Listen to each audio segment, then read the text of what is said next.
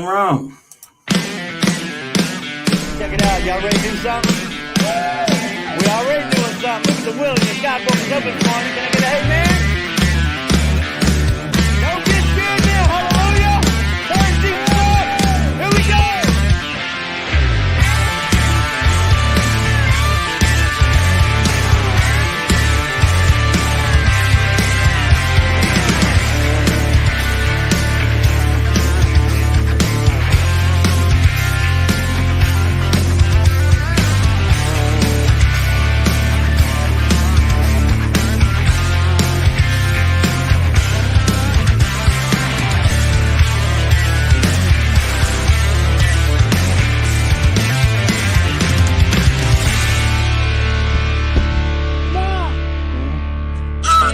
Love you.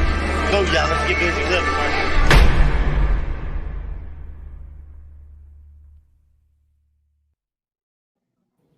Oh, I got hemmed up over here. Hey, how's everybody doing? I'm gonna jump up in the comments real quick. I'm excited about tonight. I'm truly blessed, truly honored that the people that God has put in my life, these vessels have been coming all my life, and now I'm vigilant enough to see this. The blessings of life, God working through others throughout this. Rebecca, who we got on there, Jenny? We got Rebecca on there from the house. Yes, I love you all. Oh, who we got there? Him. Okay, we're going to introduce ourselves. I jumped ahead of myself. We're going to jump off with a Serenity Prayer real quick. And then I want to get back to the comments because I want you guys to share your clean date, your sobriety date, depending on what fellowship you're in, and share that hope. Mary Halp in the house. I see you, Mary. All right. Let's do this. All right, let's do this. Let's open it up real quick. Where am I at? Here we go. Bam. God, grant us the serenity to accept the things we cannot change, the courage to change the things we can, and the wisdom to know the difference just for today. Keep coming back. It works if you work it. You got it if you don't, so work it and live. Believe that. Woo! Boom, y'all.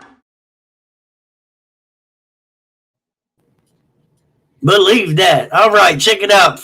Introduce yourself, ladies.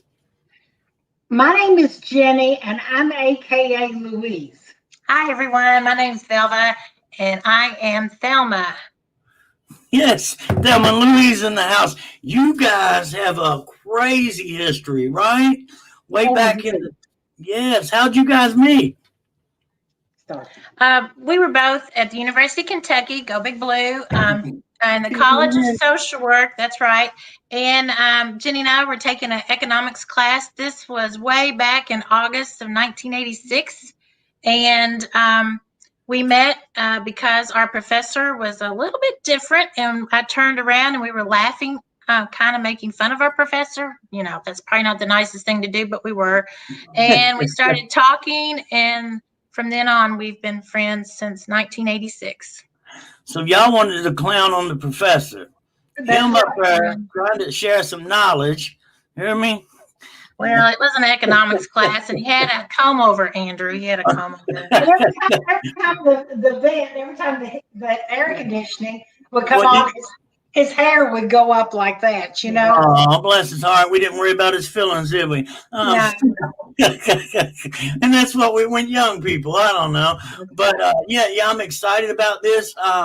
Again, if you guys would, help us share this out. Let's get the message out there, because this is something that I talked about last night that I didn't believe in. I didn't believe in therapy.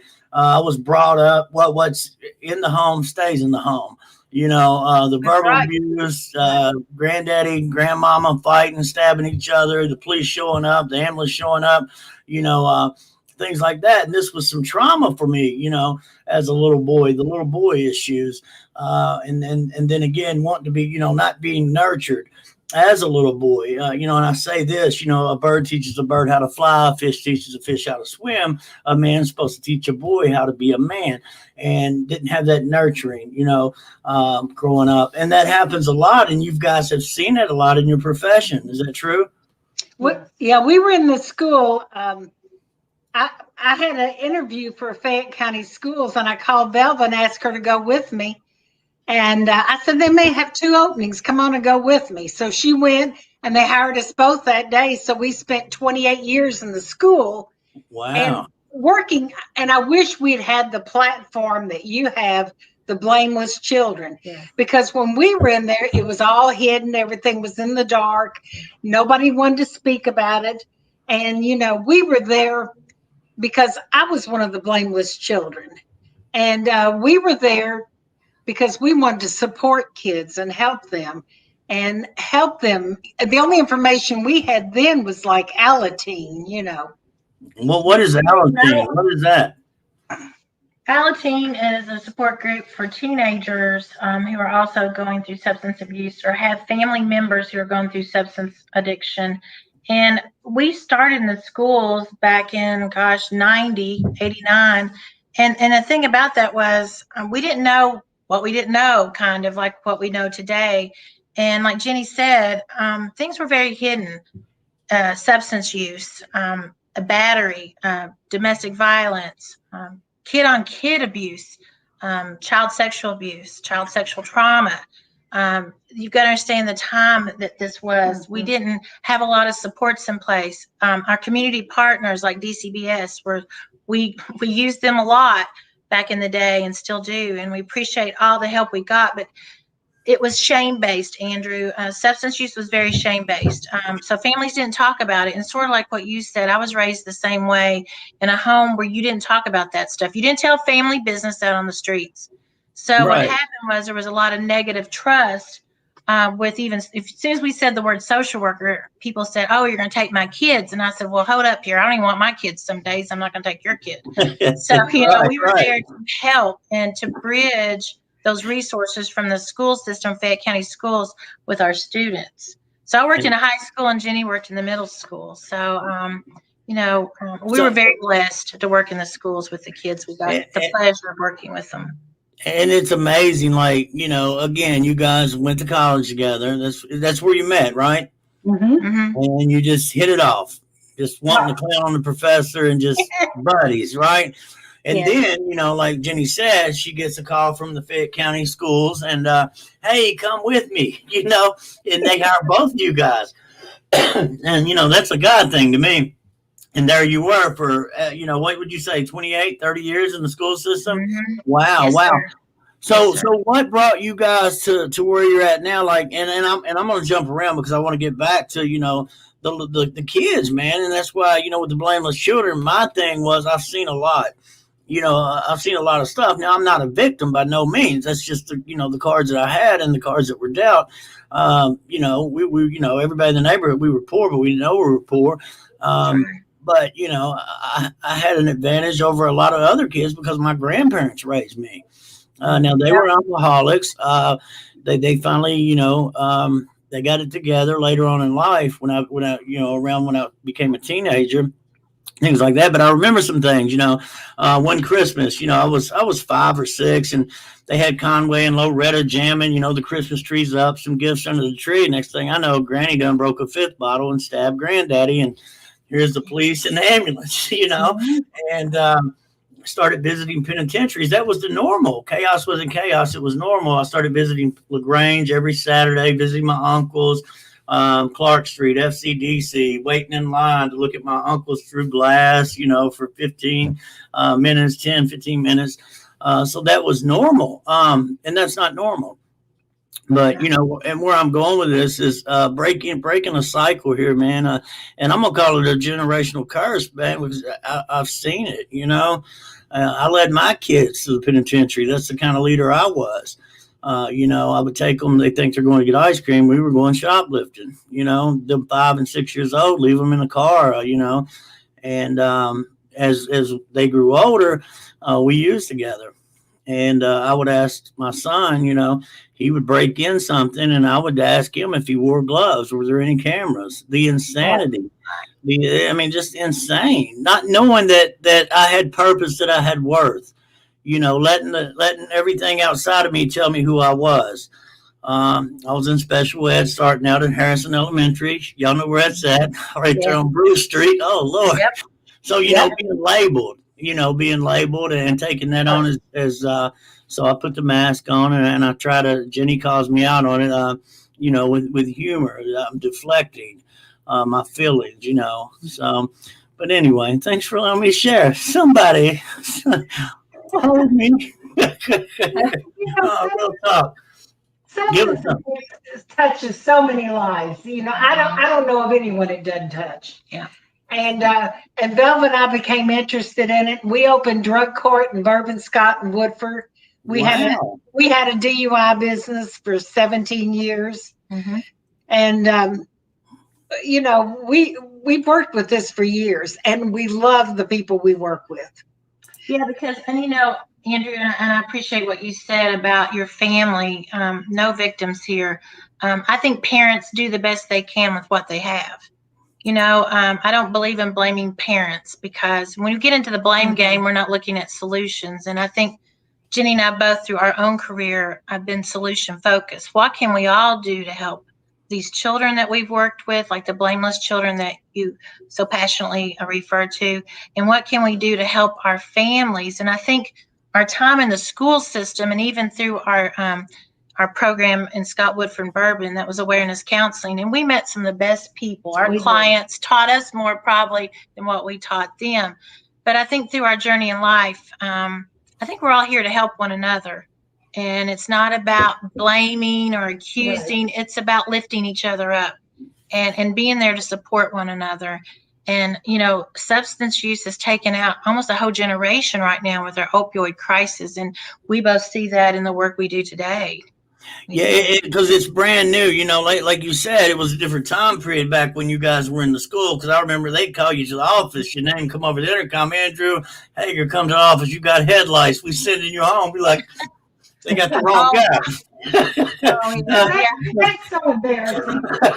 I hope we've gotten better than that. I think we have now staff that get trained in trauma focused care for our students, not just the counselors and social workers, but teachers. And shout out to those teachers who reach out to those children and make sure that they're fed and make sure that they've got a coat. Yeah, and our family shout out to them.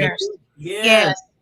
They're doing an exceptional job. I think it's a different time than it was 30 years ago when we started. And even during my time in school, we never talked about the things that children do now and are exposed to, good or bad. Right.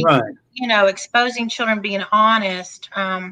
But even with the opioid crisis, we had children that would come to school and say, "Hey, mommy's not waking up," or, daddy's not waking up. So, what my thing is that we have children who face trauma every day in their lives, but they still get up and they go to school. Of course, right now with COVID, they're not able to.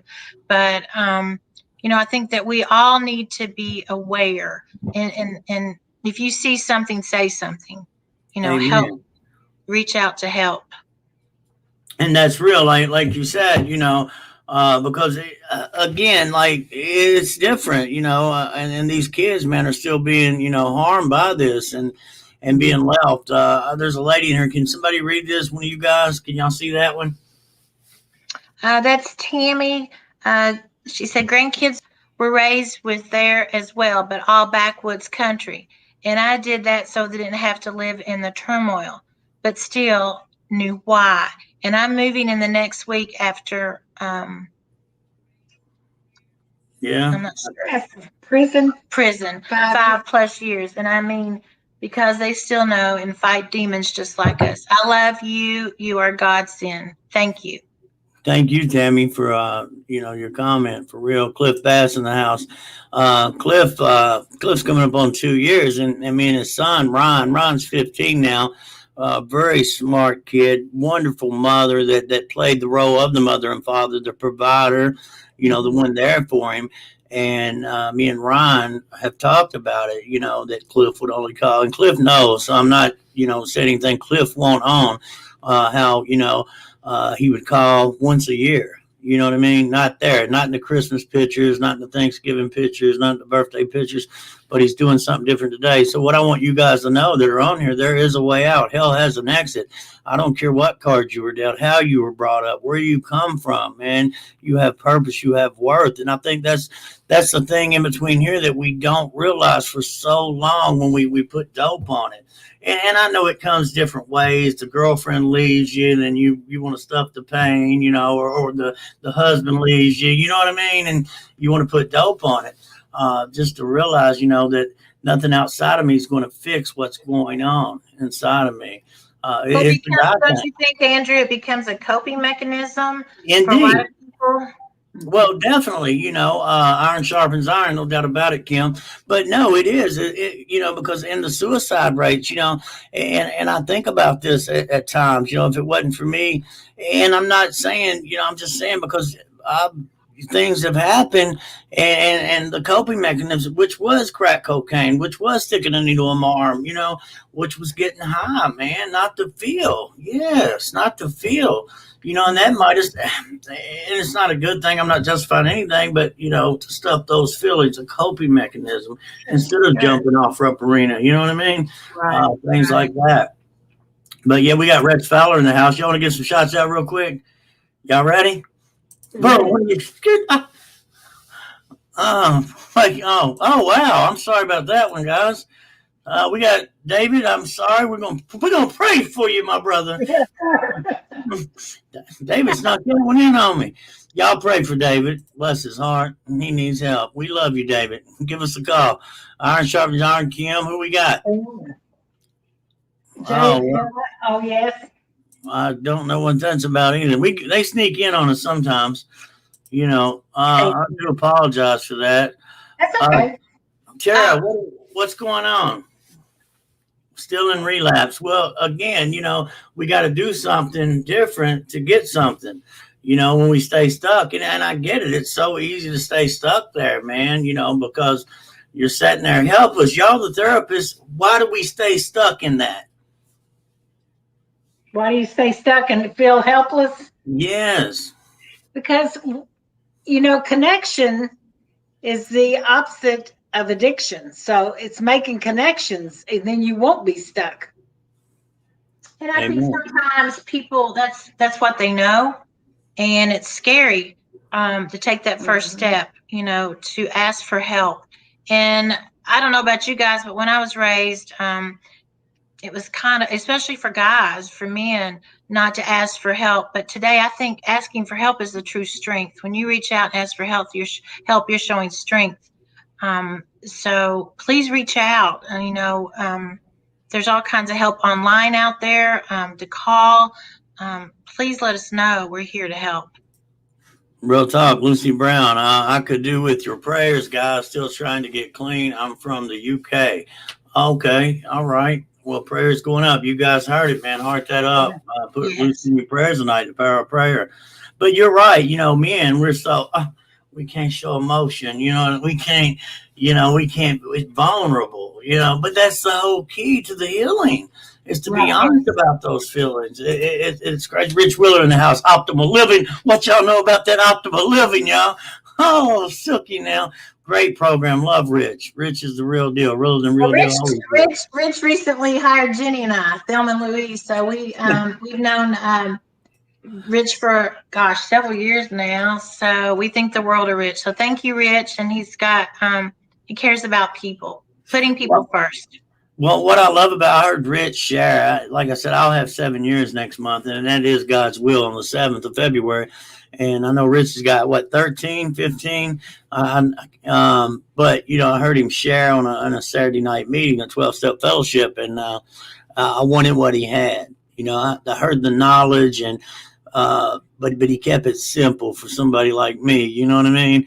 And it was very attractive, to hear Rich. And at that time, I didn't know it, but we were sponsee brothers. We had the same sponsor. His kindness, and I watch Rich, because I'll watch your actions. I'm not buying what you sell until I see your feet moving the same way. You know what I mean? Just to see, the hoops that he's jumped through with his sobriety, with his clean time, no minor mood altering, and see where he's at today, a business owner today, that's a lot of hope right there, Well, anything is possible. Amen. Whether it's your faith in God, 12-step program, whatever you use to keep you sober and clean and in recovery, and it shows you anything is possible. We all can do it. Amen. Yes. Amen. Guys, if you haven't shared this out, help us get this out there. We got 115 popping. Cliff, lead the way and hashtag turn Jesus up one time. Real talk. Richie Willer in the look at Rich, y'all. Oh, that's my guy. So we've seen a lot. Jenny and I reached out to an old friend of mine, Kevin Horn, in the house. From Isaiah House. This guy, I love this dude. He's got a new baby girl. I told him it's going to get expensive. Girls are expensive. He's the real deal, man. A good dude. And again, and I talked about this earlier. You know how honored and blessed I am to have you guys tonight and share some hope with each and every one of us on here. But these blessings, these vessels that God will put people in your life that normally wouldn't mix. You know what I mean? And to normally wouldn't mix. Jenny is class, and when I met Jenny, she was married to a surgeon here in town, and I was a little Eastern Kentucky hit girl. So the fact that That's okay. She taught me to draw the stick shift. Yes, I did. Yeah. So the fact that it was a God thing. That's the only thing I can think, because why would she look at little old hickey me? So. We outlasted marriages and husbands and everything. What? Jesus Christ. Come on, girls. So because Jenny shares with me a lot, and Jenny's going to, I can't say she's going to give me free therapy because Rich is on here. But, because I want to grow. And I know, there's certain things hold me back that I'm hanging on to that I've not realized I'm hanging on to sometimes, like a lot of sometimes, with a lot of verbal abuse as a little boy. And I said I would never do that, but I did that to my boys, just things like that. I don't even know where I'm going. Let us know where y'all from. I'm sorry. The only requirement. Let's see what we got. Give us something, y'all. Go with it. I had something going on and my mind just went squirrel. Well, Andrew, do you think, though, when I think you had good intentions, and we saw that with a lot of parents that we still work with, that they don't want to repeat that with their own children. But, you do a lot what you know. We go back to a lot of what we know until we know better. And once we know better, we've got to do better. And I think that's what counseling does, entering a recovery program, working a 12-step program. It helps you to know better. And I know with 12-step programs, you, at least in treatment, and Jenny can answer this, she works over the transition house, you kind of have to dig deep inside yourself, but I think get honest with yourself on things. Yeah, honesty is the most important thing. Is that where that's where it starts. I'm going to agree with you on that. Just getting honest with self, because I would base myself off my intentions, and intentions are just intentions without action. I'm not a bad guy. I'm not as bad, and I, compare myself to other people. Right. I'm not as bad as Ronnie Burton over there. Ronnie, what are you doing? But just things like that, and to really get honest, I had a hard time. In this process of forgiveness of self, once I owned all the harm and guilt and the shame that I had bottled up for 42 years, that was, I couldn't stop crying, y'all. I ain't lying. I'm in a jail cell in a 12-step program at FCDC, and and then like we talked about, men aren't supposed to show emotions, and I couldn't stop crying, man. You got to fall in all your feels. Cried. They would call me. Hey man, it was like what the, and then that pride too. Like, oh, y'all better not laugh at me. It's whatever. You hear me? We can go to the hole on this one. But in reality, that was the healing. They would call me to the board. In the program, and people get to call you out, things they see that you don't see. Genuine love and concern. And again, I couldn't even talk. I never shared it. It took me a long time to even open my mouth after being released in the meetings because of that evil committee in there telling me I was less than, not good enough, that I didn't know anything.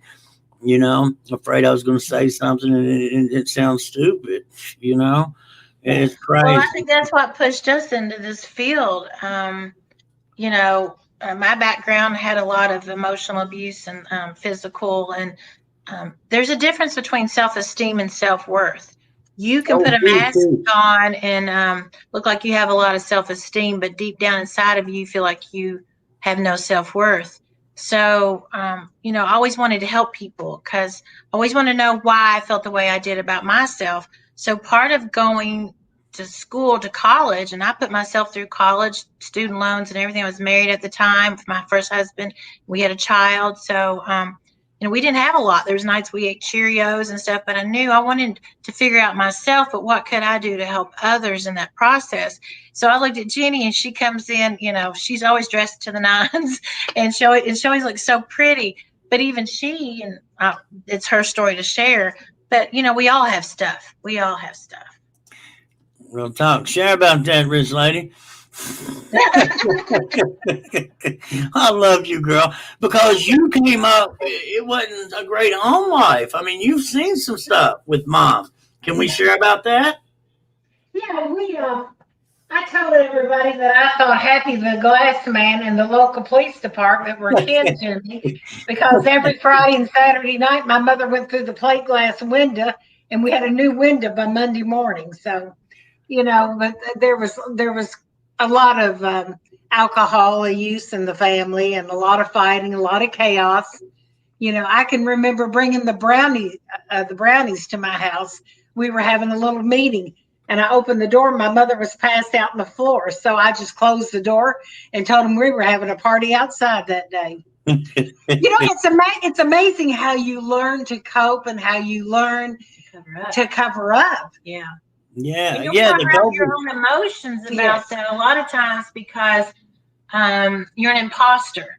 You're presenting yourself as one way because all your friends you think have this better life than you do. So a lot of times you'll be an imposter through that, and you have to take away those layers and get down to who you really are, and that's hard work. So anybody in recovery, I applaud you. We applaud you, because we know how hard that is to take that mask off and to really work on yourself and to forgive yourself and give yourself some grace, folks. Give yourself some grace, because that's what it's about too. That grace, yes, that grace.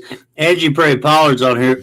Me and Angie, we're in the madness together. Angie's coming up on 9 years. Congratulations! Yay, Angie! Yay, next month, and Angie's the real deal. Her mom was in what do they call the kids that don't have parents? Help me. Orphans. Yeah, orphans. She was in an orphanage, and then her mom runs off and leaves her. That vicious cycle, if you will.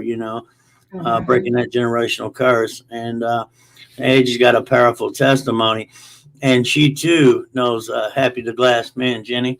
Come on, Angie. I love you, girl. I got David Cassidy on here. I'm glad you're here, David, but I'm not going to say you're God. Good luck with that. We all got a meal. That's on you, buddy. Okay, here's who we got here, Ricky. What? Pop, pop, pop. Forgiveness is the key. Will help you heal. That's correct. That's so true. I think at least I do outpatient counseling right now, and what I see a lot of people do is bring a lot, like they're carrying luggage. And I tell them, let's unpack that luggage. Heck, fire, let's throw that luggage out. Get you some designer luggage, and let's repack that luggage with the things you want to do in your life. You don't have to carry that burden around anymore. So thank you, Ricky. I agree. Forgiveness is the key to help you heal inside yourself. Is this Ricky? Ricky, can you hear? Well, I guess you can if you're watching. I'm slow. Don't you judge me, Ricky. Ricky, Ricky called in last night. If this is the same Ricky from Arkansas, oh my gosh. His wife, if this is Ricky that called in from Arkansas last night, was killed by a drunk driver. Yeah. And when he called in and he's talking about that, me and Dallin are like, this could go one or two ways. But he's talking about that forgiveness. He went to the jail, the prison, wherever to see this guy that, wow. And showed him. He forgave him, yeah. Yes, girl. I mean, I felt so petty with my little resentments. You know what I mean? Thank you, Ricky, man. I mean, that was, powerful. And it is, it was just powerful. Thank you, Ricky. I think it's you. Okay, I'm glad you did. I'm trying to find some. I can't believe some of this I didn't get. So, okay, what is they saying? I hope it ain't Brian. Brian's on here. Brian's a good dude. Who's got Brian said he did not get sober till he was 49 years old, but God's grace has saved me an amazing life. We do recover together. Amen. Amen, my brother. I can relate. 42, got clean at 42, son. I'm still growing every day. I feel like I'm 12. You know what I mean? Yeah, go ahead and read that. Bobby Holt says 3 years clean and it's hard, but groups help himself. So congratulations, Bobby. And that's true. I think that's why the 12-step program works. The fellowship, that Dr. Bob and Bill W. started all those years ago, and look at it. It's worldwide. It's that connection. Yes, connection to know that you're not the only one who's experiencing this. Right. Well, and you're right, Bill. And I talk about that because that wide path is easy to follow. When we do get on this narrow path, we got to stay on this narrow path. So we got to do things to stay on this narrow path, because what I suffer from, I got to be vigilant of it. It shows up in different areas. It's cunning, baffling, powerful, no doubt about it. It's insidious. So I got to stay right here. And like you said, work these steps and learn, get to the root of the problem, which is me. And realize nothing outside of me is going to fix me, not the new car, the new shoes. Now, they're okay for a little while till the newness wears off, but to stay in that, stay in my recovery, to stay vigilant. Bobby, I'm glad you're here, man. Thanks for being here. Real talk. What's this lady talking about? Who is this? Rachel Savage. She works with y'all, don't she? Optimal Living. She sure does. What was the hardest thing you've been through working in this field, and what did you guys learn from it? That's a good question. That's very good, Rachel. That's why she's the boss of me. For me, the hardest thing that I have seen is to see middle school kids age 11, 12, running drugs for their families. And, the families needing the kids' support to do this type of work, to help them. It's just seeing the children. I think that's what has bothered me, is having the children. For me, when I worked at Fayette County Schools, I was the crisis team coordinator, and dealing with death of children is never easy. I don't care who you are.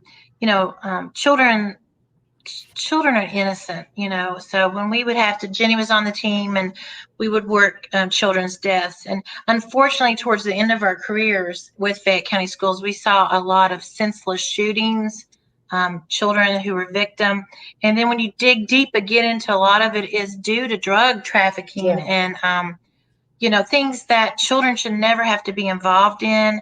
And being innocent and being fatalities of just recently in our community, we had a little boy, if you read about that, shooting in their home. So, we saw the chronic disease of addiction with money, drug running, and then the violence of guns. So that's something I think I always carry with me is children dying before their time and the violence that we've witnessed, unfortunately. I know I had a 6-year-old that was catching a bus from Lexington to Chicago and running drugs for his mother.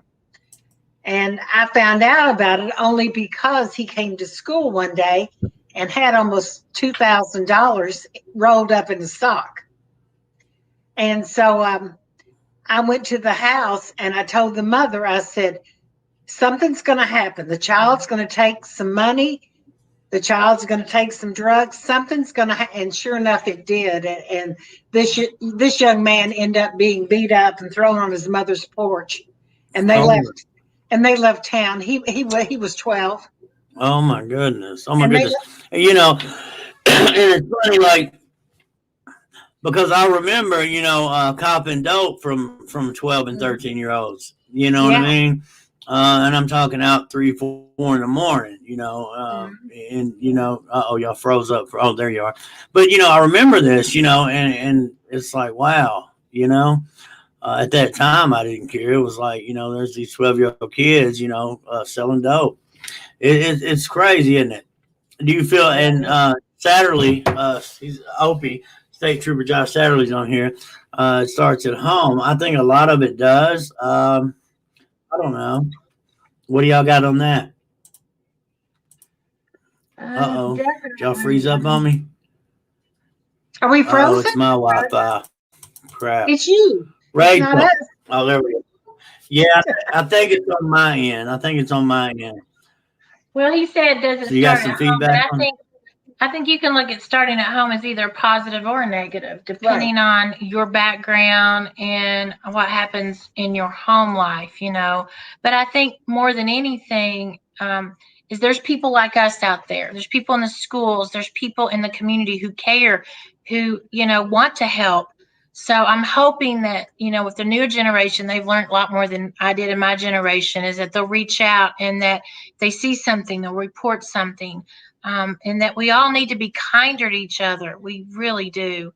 And be aware and be compassionate and try to help children if we see that in families, and stay back from the judgment and the ego. Be humble and, you know, turn to God. He's there and he's listening, and, you know, just be there for others. Because well, we've been there for each other through our whole lives, and we've had ups and downs in our lives, and we were not used to be these well put together women. right. Well, and that is a lot, you know, and I think about that as long as you guys been in this field, like, because, you know, I wasn't confused with this. I did a lot of H&I through the fellowship, and that helped me. Service work, you know, it released dopamines I didn't even know could be released by doing something right for a change. Finally getting a job, and I was at this job for 3.5 years, and these people loved me to life, you know, not to death. You know, I was held accountable when I needed to be, but those kind words, you know, this just a kind word out there. I don't know where I was going. I had something in my head and I lost it again. Mike Baker, it's up to us to set the example for them. Yes, Mike. Here it is. Let me get you on there, Mike. Binkum, no doubt, my man. But yeah, you know, just to show kindness and show love, regardless. When you know, and I like this, you know, when we welcome somebody, we welcome them where they're at in life. That's that means right. I accept you. I don't care what's going on. I accept you where you're at. When I tell you you're welcome, that's, you know, wherever you're at, I'm going to be kind, you know, and do the best. Well, that's the social work motto for us. We learned that years ago in school, is to meet our clients where they're at. That's one of our ethics, is you meet the client where you don't try to pull them up to where you want them to be, because you need to meet them where they're at and accept that. Acceptance is real hard sometimes for folks. I know I've had to work through it myself, accepting things on God's terms sometimes when I want to rush it. You know, I want it to make it happen faster, but sometimes patience and giving yourself some grace and working through it. Amen. Yeah, and I guess that's where I was trying to go, and I got sidetracked over here. Just I don't know, man. Just this life in general. Life is life. You know, life shows up. You know, but to know, and I'm gonna jump back to Harrison Elementary. You know, I was labeled. I was put in special ed in first grade. I couldn't read that well. Couldn't spell worth a lick, and you know, on through that. The teachers there, you know, Margaret Furlong, Miss Furlong, I remember this was my 6th grade teacher. And you know how in the auditorium at the end of the year, they pass out awards, and, you know, we're sitting in the gym, and she calls my name, you know, most improved student of the year award, you know, it was for reading.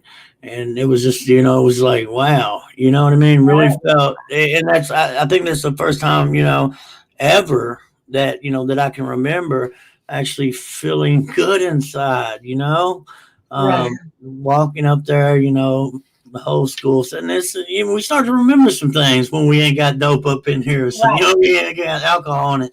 And it's so funny. I went to a lunch with her about almost a year ago. I ran into her, Kim Fry, which Kim Fry was a special ed teacher. Miss Furlong wasn't at Harrison. I was in a basic reading class, and it was a big deal to me, man. But Kim Fry, we stayed in contact, and she set the, you know, the meeting up. We went to lunch, and it was pretty amazing, man. Pretty amazing, you know, because it was a different time back then. And it, like you said, these kids, man, this kid on kid crime and all this is nuts. That old silly pride, that silly ego, man. You know, because the teachers did have to be, because the mamas was nuts back then. You hear me? They come to school, you hear me, wanting to fight teachers. What the? Oh, they still do that sometimes. Yeah. You still have that happen. Yeah, and I want to shout out to any teacher out there who's listening tonight. Thank you for what you do every day, because you're touching lives every day, and saying something positive to a child, you don't know what that means to them. So keep it up, Amen. all the good work. There's Mary's on here. My greatest joy is helping other recovering addicts. I'm blessed to be a part of Optimal Living Family. Throw it up. Optimal Yay, Living. Mary. Hi, Mary. Excuse me. Yes. Oh, or I miss. Yeah. What did they say? No. Faye said, God bless you. This is well, I had David on there again. Bless his heart. I love you, David. I'm glad you're here. So yeah, pride is all I have left. Okay. I don't know. What do y'all got for him? That David, he's one made that ugly comment earlier, and we love you no matter what. I know it's weird, David. A man telling you he loves you, boy. You know why? Because I'm you and you're me. I remember being stuck there. Hear me? Not in a squirrel turd. You hear me? Hating everybody. You don't even why you hate Somebody said it a minute ago. I think it was Kim. She wrote out hurt people. hurt people. Yeah. And that is so true. That's an old saying, but it rings true still yet today, I think. Amen. Mount Vernon, Indiana, up in here. David, how you doing? All right, I see you. Who else we got? What are they saying? I can't see it. Carly, y'all got it? Yep. Read it, Jenny. I learned to read in NA, reading the basic text. When I first got there, I couldn't put full words in a sentence. Congratulations, Carla. Yeah, good work, Carla. That's my people right there. Hear me? I was with you. They talking about serenity. I don't know what does that mean? Hear me? What the? You could click it and just say peace. Had me all confused. Sobriety, what is that? You hear me? Self-will. I thought that was all we had. What is God's will? You know what I mean? God's will. Tell them what God's will is, ladies. Sometimes we'll want it to do it on our timeline. Like I said, sometimes I get impatient. Has anybody ever been impatient out there, want to do it? God's will is sometimes not our will, and we have to be patient and wait and see and work through it with him and listen and be there for the experience as much as trying to your ego getting in the way. So be very careful. And David said, sorry, Andrew. Hey, David, we love you. It's okay. Hey, man, look, man, now you gonna make me start crying, boy. You're welcome here, all right? We say things we don't mean sometimes when we're trapped in here with that evil committee, man. I'm soft as cotton, boy. I'm glad you're here. Y'all show David some love out there. Man, just hit me up, man. We'll chop it up. We'll talk on the phone. I got an ear. I'll listen. I mean, for real. But I get it, man. I get it. Stuck in here and feeling, worthless, less than. Nobody loves you. Hey, man, I totally understand. I'm glad you're here tonight, brother. We glad he's here, girls? Yes, David. For real. Thank you, David, for staying with us. David, people love you. We care for you. I don't know you, but I still love you, brother. Hang in there, man. My brother in Christ right through here. I can't deny you, boy. I'm glad you're here, my brother. You got me all soft over here, all mushy. I need you staying here. Jimmy West. Where are you from, Jimmy? Where's Jimmy from? Arizona? God's word. Wow. Good stuff. My man, 100 grand, let your pain be champagne, non-alcoholic, because we're going to live today. Sarah Chirello, my people's up in here. We love Sarah. Sarah's at every blameless children. Where she go? Binkham, did I get you, Sarah? I missed you again. Dang, this is rolling. Y'all picking up the comments. That's what I'm talking about. Get them comments popping. Jimmy Heisel, he's down there from Thompson Dishon. What is it? Straight out of Thompson, STOP? Is that how you... No, I got it wrong. I told you. Well, Andrew, something I'd like to mention is peer support specialists. When Jenny and I first started in this field, we didn't have those folks back then. I mean, it was just a counselor, and we were sometimes just learning as we were going and learning at the same time. But now, people in recovery in the state of Kentucky, I'm not sure about other states, but they can get certified as a peer support specialist, and they are so valuable. They are a godsend. Yes, we love our peer support specialists, and I'd like to shout out a few of them: JP, Ariel, Scott, Amy, Mary, Rachel. I know Rachel personally, and I noticed this God-given, and I'm gonna call it a talent, and it's God-given. When she was at the Nile for a long time, she had this way about her to be rigorous, honest with people. And I mean, they're fresh in this, and at the same time love them to life. You know what I mean? But how amazing is it, guys, when you see these broken vessels come in, and you invest the most precious thing you can give someone is your time. You know what I mean? And watch them just flourish and watch God start shining through them. Isn't that just nuts? That's why we love this field. You know, a lot of therapists will not work with alcohol and drug addiction.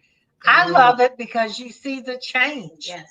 You know, you see people, like you said, flourishing and growing and learning about themselves. Well, we're all imperfect people living in an imperfect world. So I think when you realize that, and that you're here to lend a hand, not to push them back, but to pull them up. And I think that means a lot in this field. And when we were in school, a lot of people would say, oh, I don't want to work in the field of addiction, you know, and I get it. I get it. They didn't want to. And you know what? They didn't need to. That wasn't their passion. But it was ours and still is. I mean, because we retired, we could go lay on a beach somewhere, right? Maybe sell hot dogs. I don't know. But we like what we do. We really have a passion for it. So people like you, Andrew, we appreciate you and Rachel and everybody out there who's working so hard to help others. That, you know, that's what I think we're here on this earth to do, is lift one another up and help each other. You know, I think that's what God wants us to do. Well, yeah, I mean, that's what we're put here for, you know, for real, to be servants, you know, to be disciples of the Lord, you know, and to grow in Him and do God's will, because I didn't know what it was, you know. I thought self-will was the only thing. And again, you know, to know that, you know, that what God, girl, I'm going to tell both of y'all what God has done for me. All I wanted, guys, I remember being higher than groceries, right? 7 years ago, going to get one more, and I'd see guys, you know, out working, mowing grass, whatever they were doing, you know, working for the city, you know, whatever they were doing, filling in potholes. And I would see them, and I'm thinking, like, wow, you know, why can't I just be like that? Why can't I just be normal and just have a job? I didn't care if it was at McDonald's, Wendy's, wherever. Why can't I just be normal? You know? So I finally get on this, man, and God's put me in positions I didn't apply for, you guys. And I got to give a shout out to MD Electric down there and show you that's where it started, with this Kroger in for sales. They wanted a resume. I said, well, I ain't never held nobody ransom. You know, I didn't know what's a resume. You know what I mean? And they took a chance on me. Like I said, I was there 3.5 years, and then God opened up another door for me, you know, to do what I do. And just the blessings are nuts. Where'd Rich go? Don't forget about Beth Brown. We see you. Okay, Richie, baby. We wasn't forgetting. I cut him off, Rich. Beth Brown, ladies and gentlemen. Oh, we love Beth. She, I think of more of her as like, an admin. Yeah. But definitely Beth is a wonderful peer who works with so many people. And, you know, you guys are my hero. By the grace of God, I didn't have an addiction to alcohol or drugs for today. So I can say for today. So you guys are my hero because you've worked your program, you reach out. I didn't know. Beth, I'm glad you're on here. I was feeling some kind of way because I haven't seen you comment. So yeah, and Beth does. And you know what? So Beth is in the service work, and I feel, you know, they'll say sponsorships, the heartbeat, but I really feel service work. Of course, we got to have a sponsor to guide us. Yes. Because I need guidance, because I don't know nothing. But and this is my opinion, that service work, man. You know what I'm saying? Now, I think you do have to have, you know, some sobriety, some clean time, depending on what fellowship you're in order to do this, you know, because I can't pour from an empty cup again. So, Beth, I love you. She's doing that service work down there. I'll see you, girl. All right. My man, Timmy Heisel, hanging in here like a hair on a biscuit. My man, T-Bass in the house. Yeah, a lot of people, they get tore up when I say that. I don't know. But thanks for allowing me to share. Mike Baker, my man, he's hanging in there. Well, we got here. Don't butcher it. Victoria Lynn Patrick. Follow her lead, right? Turn Jesus up. That's right. No doubt. And, you know, that's what I talk about. You know, Velva, Jenny is, again, I said it earlier, but we have to stay doing things to keep us where we're at. because it's so easy, you know. I Right. mean, it could be, you know, a little bad 5 minutes, and when we take up the whole day, want to lay in it, because that's what as addicts, I would lay in it. I'd want to lay in that crap, you know. I don't know. What advice would you? Okay, so I come in. Well, let me say this, Andrew. There's not one of us who's ever escaped pain in our lives. We've all had pain. But I heard this the other day, and it just hit me. But we choose our suffering. Mm, Everybody's gonna have pain, but you choose how long you want to suffer through it. So you choose your suffering or misery, and because we all have pain. Jenny's had pain in her life. I've had pain in mine, and everyone who's listening today has had pain. But there's a point in a time when you have to lift yourself up by the grace of God, and start turning that pain and pushing it back out to help others through your pain. Somebody just was watching, and I know they've been a lot through a child's death. One of the greatest losses you'll ever experience, I think, probably as a parent or as a human being. And they're still out here trying to help others and lifting them up. So, through that pain, you can work and help others, definitely. yeah, I lost my daughter. She was 27 years old back in 2017 to an overdose, and I'd be lying, and I'm not going to lie. I never was a father. You know what I mean? Um, we had I got her into a couple places, and she left both places. But then when it happened, because we know it says that jails, institutions of death, and it happened, and all that crap came back, that shame and that guilt, man, and the what ifs, you know what I mean? It's a tough one, and I'm gonna be honest, 3 days after the funeral, and I've shared this, I don't hide nothing, but it kept calling me. I knew how to stop that pain with dope, that coping mechanism you're talking about. Yes. I had 4 years at the time, and around 4 years, and I told on it. I called Teddy Milton, Boone County Deputy Sheriff, a dear friend of mine, Tim Ryan, Dallin Wright, of course, Rachel, saw the pain, Seth Sweeney. And I just told these feelings that I was having, and before this process started for me, I thought that was crazy. Tell on it. What do you mean tell on it? If you have a using dream, tell on it. I'm like, what are y'all talking about? What's that going to help? Right. Holding it inside is it's a poison. It'll eat you up. Yeah. Right. Taking its power away, right? Yes. And it worked, because I was it was strong as it's ever been. And again, this was with 4 years, you guys. Sure. Yeah. It had to be horrible. Yeah. It was, and I get it, but it's bad because this is happening everywhere. My man Junior, I see you, boy. How you doing? Yes, sir. No, thank you. We're gonna live. We're gonna live today. Robert Campbell, I see you down here, my brother. Love you. What y'all got for us? Go ahead. What we got? We on here 53 minutes and popping. If you guys haven't shared it out, y'all, you want to invite somebody in? One of y'all want to come in and ask the question? Y'all want to try that? Sure. Another 10 minutes. Let's see what we got. Let me copy it real quick. All right. We're game. Oh God, what did I just do? All right, hold on. Let me see if I can get it right. If I got it on the right one, hold on. Give me just a second. Boom, there's the Facebook. But I was so impressed last night, Andrew, with the number of people calling in, sharing that they wanted to get their children into therapy, and get them help because they could see the struggles that these children had with their parents' addiction. Yeah. I was really impressed with all that, It was really heavy, and it was. Because when Ashley's been calling in, I love her. I forget crap, and I forgot where she was from. What state she's from, but her little 7-year-old girl called in the week before, and 7 years old, you guys, and saying don't give up on your parents, and wow. That's heavy. But with her dad getting out, and she's excited, and I've had to witness that with Jayla. Oh, we got somebody coming in. Y'all ready? Oh, it's Caitlin. I think she's from California. Y'all ready? Come on, Caitlin. Hi. Hi, Caitlin. Hi. I saw you last night, I think. Yep. I'm back. Yeah, so Caitlin was one, go ahead and tell them about your son. Okay. So sorry, I was laying down. So I don't know if my light's like all messed up. My dad watched it too, by the way. Oh, wow. Yeah. He was like, your lighting was so good. I was like, Dad, it's more than the lighting, but okay.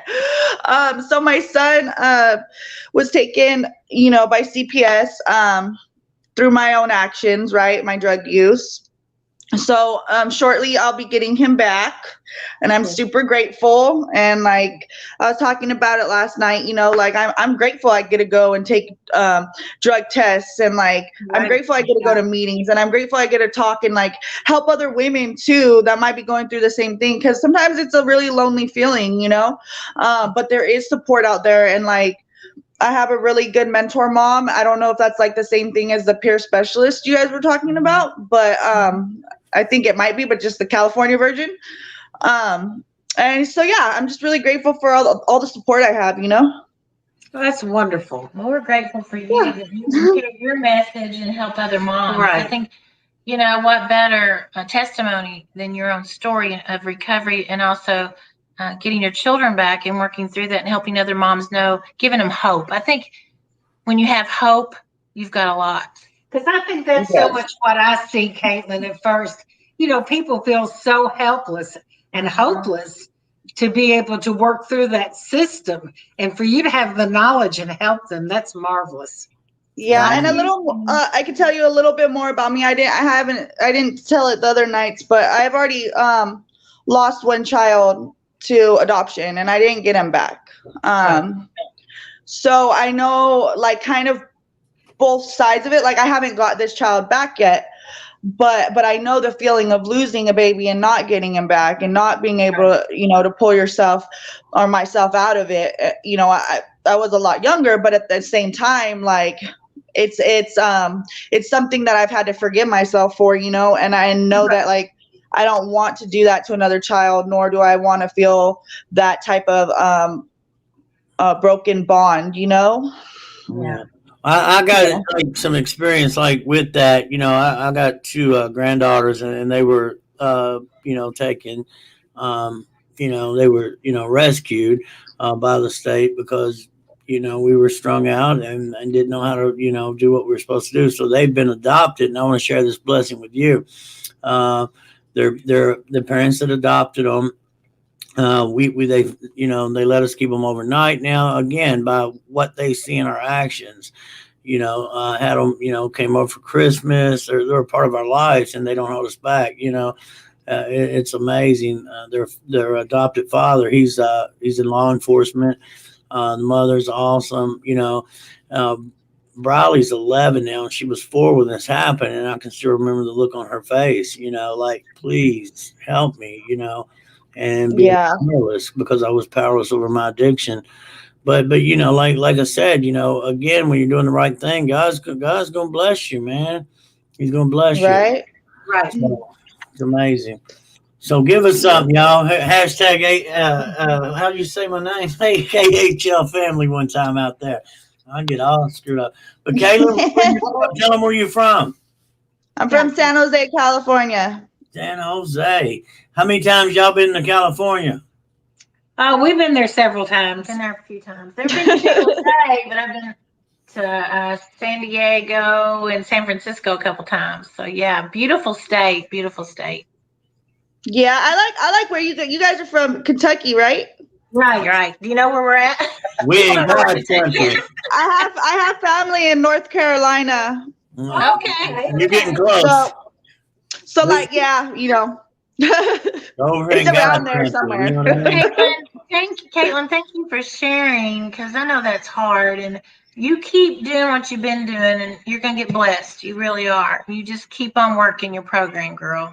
Amen. I truly believe that. And, I just want to be able to, like, one day, because also so one more thing about me, I was adopted as well. I'm one of 12 babies taken, all drug exposed, and all different dads. And I met my biological mom, my biological dad's in prison. So like, I have like a lot of different aspects of the whole, system situation, right? So just out of all this whole experience and every like heartbreak and all of it, like I just want to be able to help people one day, because I feel like I would be able to. So well, that's your calling. We talked about that earlier. You're a disciple, man. Get out the way, because that's what you were made for. Got a lot to offer, Caitlin. A lot to offer.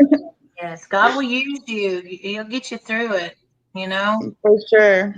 Hey guys, real quick, all three of y'all on here and everybody out here, tell Dana Hughes hi. We love Dana Hughes. She lost Howard, to cancer earlier in 2020. Just real good people. So much service work. They're raising their grandchild. Their daughter's doing great now. Wonderful. But Dana's got her and Howard both, a true servant's heart. I love you, Dana. I'm glad to see you on here tonight. Thank you. Y'all know this dude, Marcus Hotcakes Maxbury in the house. That's by the best. Hallelujah. Yes, sir. Yes, sir. But Marcus is a new peer over at Optimal Living, and we love Marcus. So, right. There you go. Read that, Beth Brown. What's she saying, Caitlin? Caitlin, you're a hope shot girl. Keep on keeping on. That's right. Thank you. I had Caitlin in. Caitlin was in here Tuesday with me, and I had her reading the comments.